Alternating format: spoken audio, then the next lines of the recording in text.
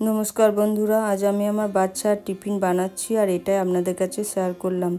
एक बाटी सुजी हाफ बाटी टक दई निलाम और दिलाम हाफ हाफ करे प्राय एक बाटी ओई बाटिर एक बाटी जल एखन दिलाम।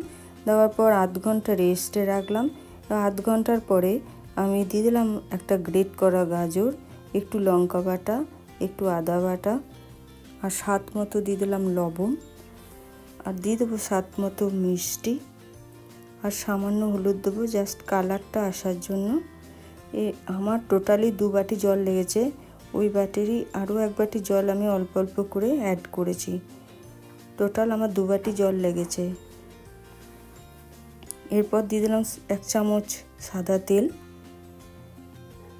এরপর আমি এক চামচ ইনো দিয়েছি, ইনোর উপরেও এক চামচ জল দিয়ে দিলাম আর একটা থালার মধ্যে আমি তেল ব্রাশ করে নিলাম। তারপর ব্যাটারটা ঢেলে দিলাম।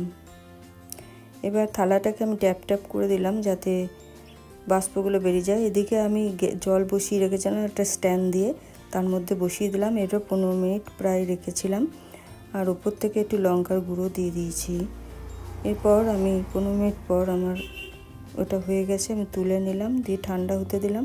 আর এদিকে সাদা তেলে আমি সর্ষে, গোটা জিরে আর কারি পাতা ফোড়ন দিলাম।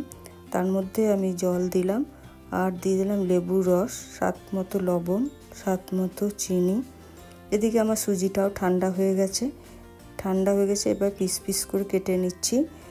আর এটা ঠান্ডা না হওয়া পর্যন্ত পিস করা যায় না। এই রেসিপিটা ভালো লাগলে ইউটিউব থেকে দেখলে আমাকে সাবস্ক্রাইব, লাইক, শেয়ার, কমেন্ট করবেন। আর যদি ফেসবুক থেকে দেখেন তো আমার পেজটাকে ফলো করে লাইক, শেয়ার, কমেন্ট করবেন।